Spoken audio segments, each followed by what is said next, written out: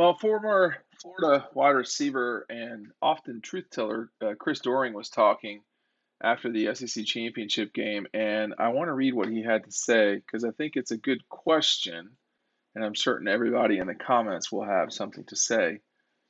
He said, "It feels like Georgia rested on their laurels, and I didn't expect that."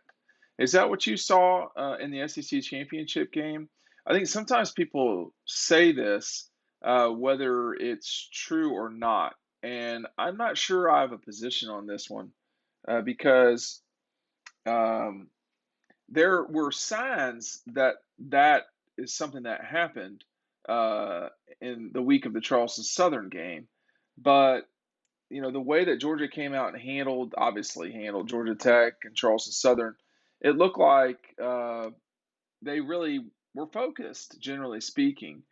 I think to me, what happened in the SEC championship game was not necessarily resting on their laurels, but they were not prepared for the onslaught of points that Alabama put up when they got very hot in the second quarter. I mean, the second quarter has been a time that Georgia has dominated in the 2021 football season. And that is the only quarter they've been dominated this year. And it happened in the second quarter. And I mean, I guess the most important game to that point, that's hard to say for sure. I mean, when you look back on the season, uh, every game in the moment always seems extremely important, and I think they really are. I mean, you're going to tell me the Clemson game wasn't important in that moment? Now everybody's dismissed them because they're 9-3. Well, they're 9-3 because they lost to Georgia. That's one reason why they're 9-3. Why is Dan Mullen no longer the coach at Florida? It has a lot to do with the fact that they got, just like Georgia, they got a second quarter onslaught, and the game was pretty well out of hand for the Gators after that. The difference for the Dogs was they only went down 7 at the half. I mean, it's not like the game was by any stretch over. People were acting like it was over. And acting like something's happening is not the same thing as it being the case. But, I think what Chris is talking about here a little bit was, and I've talked about this a lot. The week of the Charleston Southern game, I think there were two practices in a row that Kirby just didn't like. The Monday practice and the Tuesday practice.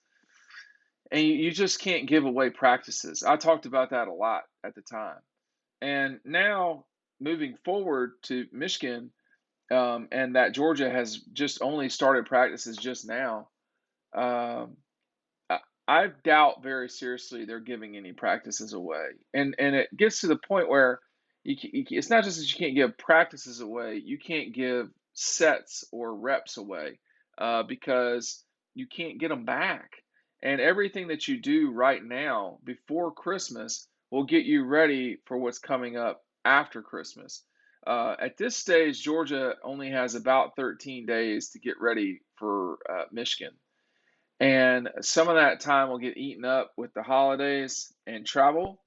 Um, and the rest of the time that they're up there at Butts, they're going to have to focus on what got them to a 12-0 undefeated season and doing all the little things that you have to do right.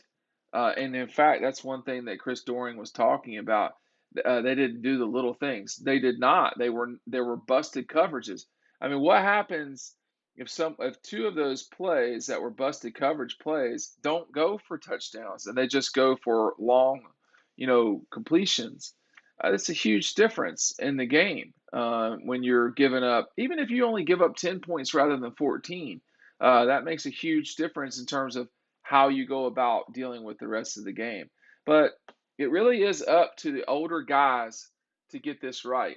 Now, earlier this week, I mean, I guess it's this week, um, there was a lot of talk, and the guys did say the right things.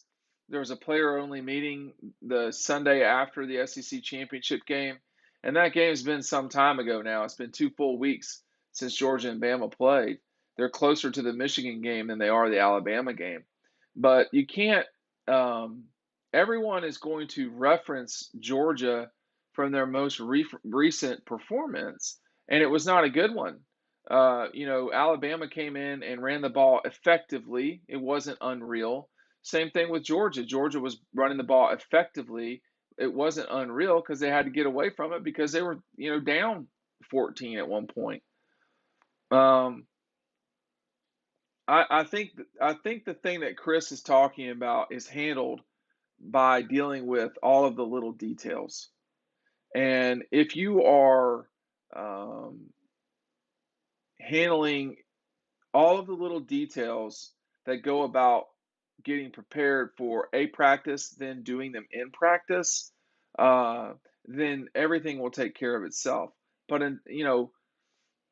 if you don't do the little stuff, and then really the little stuff is the most important. Now, I don't mean stuff that doesn't matter. I don't mean like, are you going to double knot your shoes or not?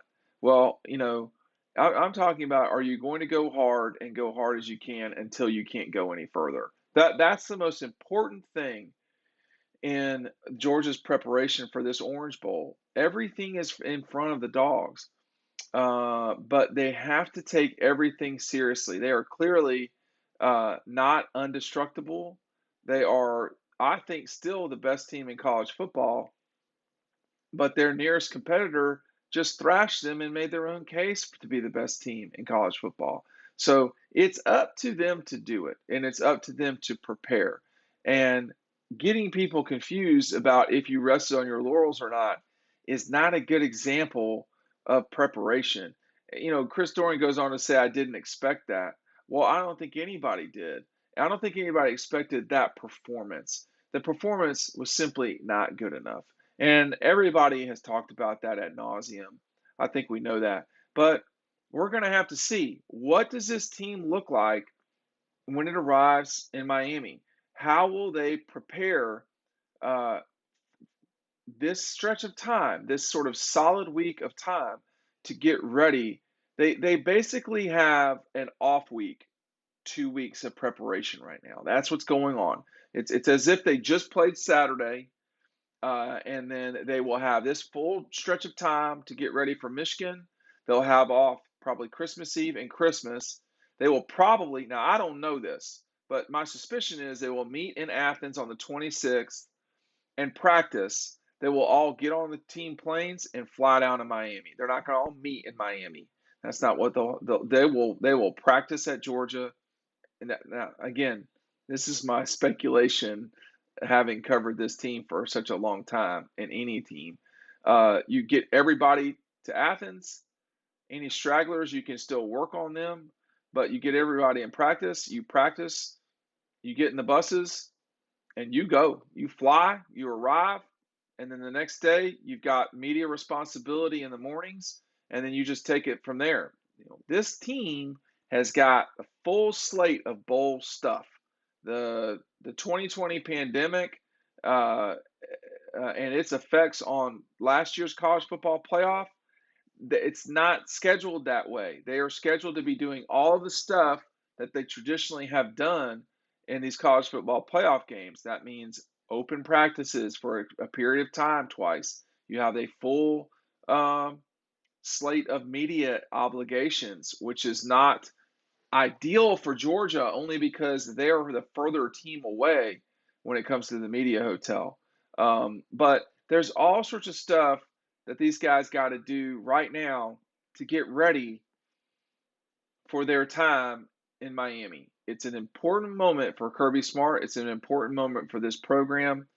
We're going to be talking about it more and more over on dogpost.com. We'll see you over on the website.